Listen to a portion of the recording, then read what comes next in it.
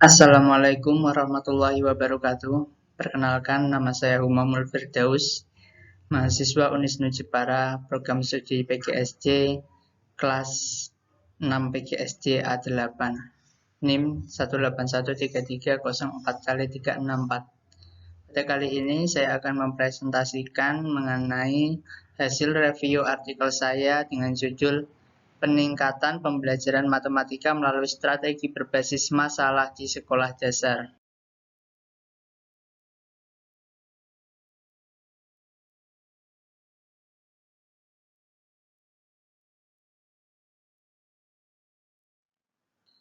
Pada penulisan judulnya, Peningkatan Pembelajaran Matematika Melalui Strategi Berbasis Masalah di Sekolah Dasar.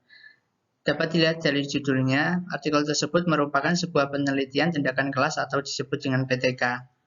Penulisan judul PTK dalam artikel biasanya terdapat kalimat atau kata-kata seperti peningkatan atau upaya untuk meningkatkan. Nah, di sini ada kalimat peningkatan. Kalimat peningkatan ini merupakan kata yang biasanya muncul dalam penelitian tindakan kelas. Selanjutnya, biasanya terdapat solusi atau solusi yang ditawarkan dari peneliti, atau treatmentnya. Sini menggunakan untuk peningkatan pembelajaran matematika, treatmentnya menggunakan strategi berbasis masalah di sekolah dasar. Strategi pembelajaran menggunakan berbasis masalah atau SPM. Nah, dalam penulisan judul artikel yang perlu diperhatikan yaitu maksimal ada 20 kata. Maksimal. Di sini ada berapa kata? Coba kita hitung. 1, 2, 3, 4, 5, 6, 7, 8, 9, 10. Jadi masih bisa dikatakan baik dalam penulisan judulnya.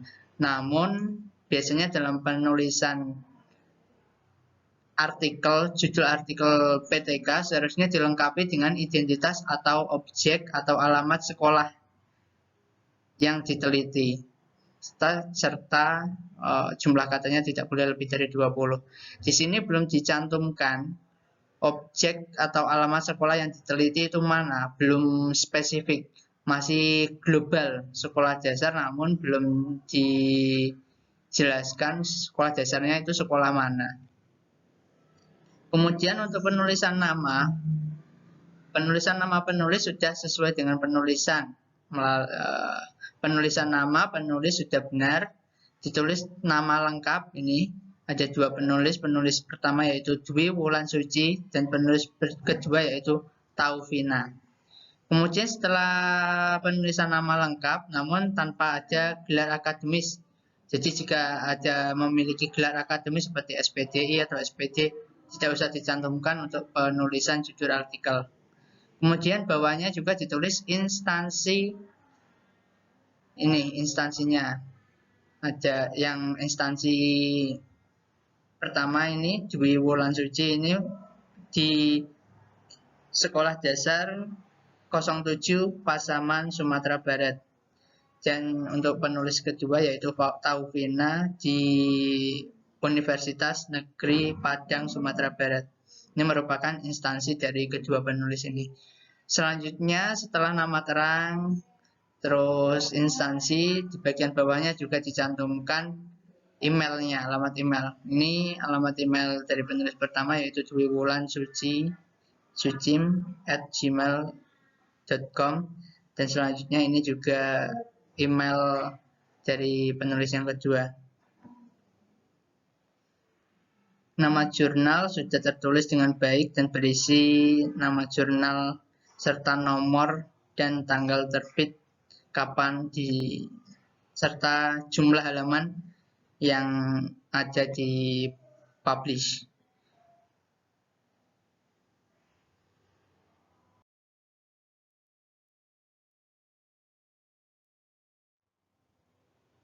Untuk kemudian latar belakang dari artikel ini yang pertama yaitu kompetensi siswa dalam memecahkan masalah matematika dalam kehidupan sehari-hari masih jauh dari yang diharapkan.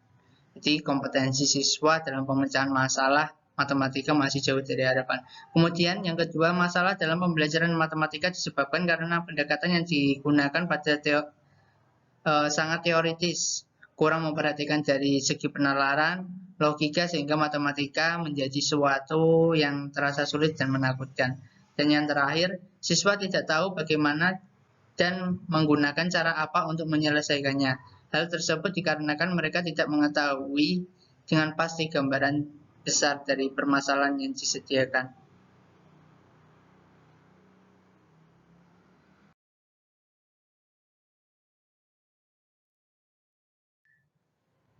Ya, adapun rumusan masalah dalam artikel ini yang pertama hanya ada satu rumusan masalah, yaitu mengenai bagaimanakah rencana pelaksanaan pembelajaran yang menggunakan strategi pembelajaran berbasis masalah. Kemudian tujuan penelitian ini, peneliti berkeinginan untuk melakukan perbaikan proses pembelajaran dengan melalui strategi pembelajaran berbasis masalah atau SPBM dalam pembelajaran matematika. Dan yang terakhir yaitu sampel dari penelitian ini siswa kelas 5 sekolah dasar. Namun untuk sampel ini belum dijelaskan sekolah dasar yang menjadi subjek penelitian ini sekolah mana belum dijelaskan.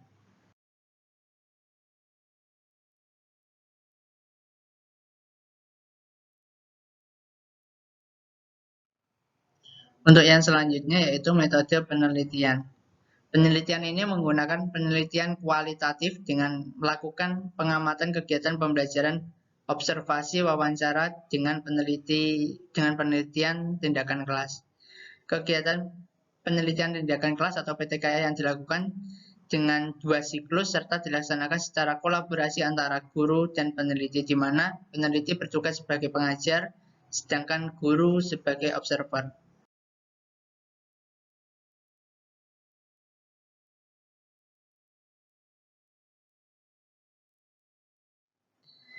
Dalam PTK ini ada alurnya, alur penelitian yang pertama yaitu perencanaan, yang kedua pelaksanaan, ketiga pengamatan, keempat refleksi, dan jika dalam refleksi di penelitian ini kurang baik dalam siklus pertama, maka dilakukan siklus kedua, yaitu langkahnya juga sama mulai dari perencanaan, pelaksanaan, pengamatan, dan refleksi.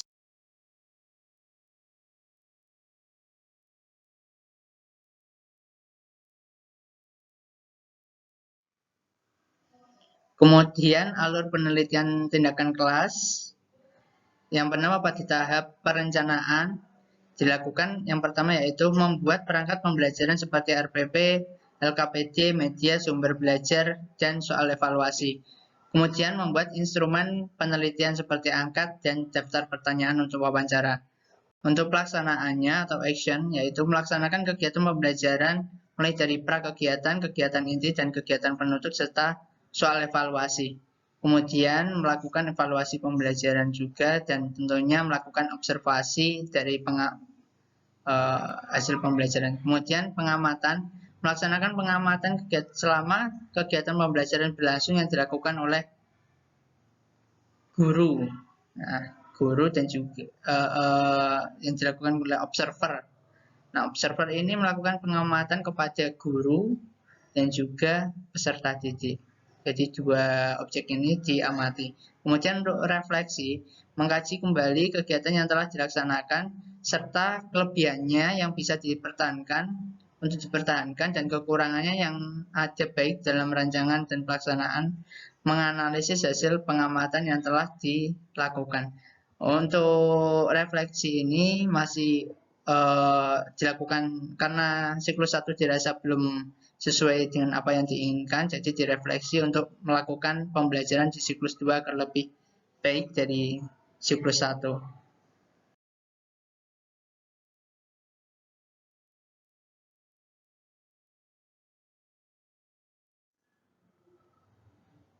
Ya, selanjutnya adapun kepada sintaks dari kegiatan inti pembelajaran yang pertama yaitu guru memberikan masalah berbentuk soal cerita yang benar-benar ditemuinya dalam kehidupan sehari-hari.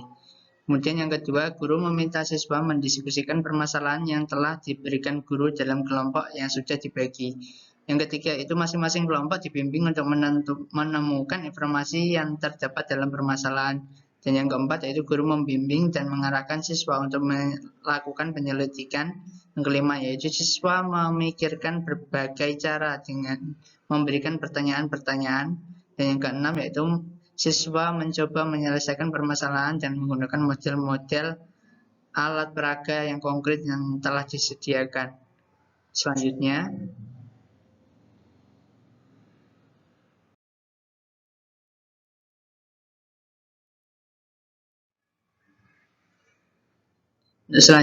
yaitu yang guru kemudian menanyakan kepada siswa bagaimana cara mencari panjang pita kakak seluruhnya sesuai langkah-langkah yang terdapat dalam LKPD. Selanjutnya, siswa mengemukakan cara untuk menyelesaikan permasalahan bersama kelompok. Selanjutnya, yaitu siswa menyampaikan gagasannya bersama kelompok lain. Dan selanjutnya, guru memberi soal evaluasi untuk mengukur kemampuan kognitif masing-masing peserta didik.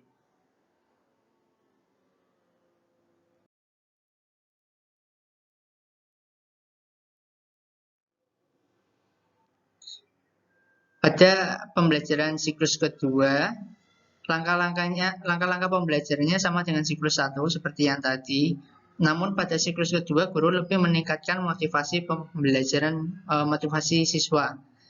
Kemudian siswa mulai terbiasa berpikir kritis dan menganalisis permasalahan. Dan yang terakhir yaitu siswa mulai terbiasa meningkatkan logika dan menyelesaikan soal evaluasi.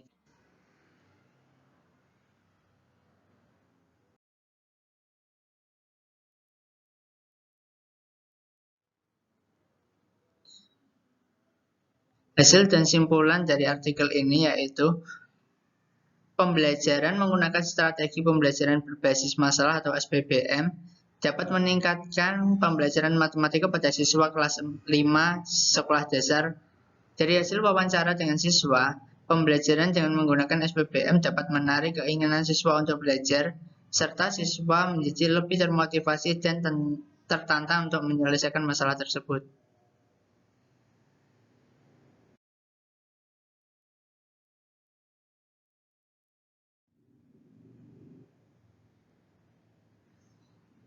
Adapun kelebihan dari artikel ini yaitu peneliti menggambarkan upaya peningkatan pembelajaran matematika melalui strategi berbasis masalah di sekolah dasar dengan jenis penelitian tindakan kelas yang dilakukan secara kolaborasi antara peneliti sebagai pengajar dan guru sebagai pengamat atau observer.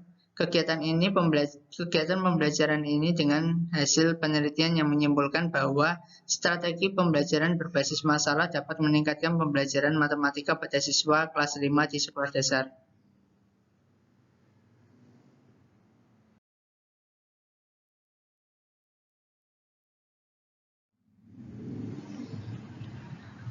Selain kelebihan, artikel ini juga memiliki kekurangan antara lain. Yang pertama yaitu peneliti tidak mencantumkan objek penelitian dengan jelas dan lengkap. Seharusnya SD-nya dicantumkan yang diteliti yaitu SD mana dan berapa jumlahnya serta kondisi atau karakteristik dari siswa yang ada di sekolah tersebut. Kemudian yang kedua tidak mencantumkan hasil dari evaluasi pembelajaran yang dilaksanakan pada setiap siklus. Jadi pada artikel ini masih belum diketahui peningkatan hasil belajarnya itu perbandingannya antara siklus 1 dan siklus 2 seberapa persen masih belum diketahui. Dan yang terakhir yaitu menempatkan peneliti sebagai pengajar dan guru sebagai observer yang dirasa kurang tepat atau tidak sesuai dengan basicnya. Seharusnya observer masih tetap menjadi observer dan guru sebagai pengajar. Tentunya hal itu akan memudahkan karena sesuai dengan basic ilmu yang telah dimiliki.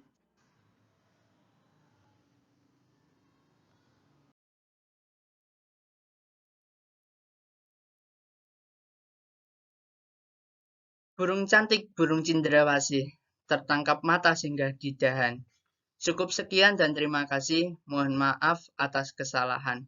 Sekian dari saya. Wassalamualaikum warahmatullahi wabarakatuh.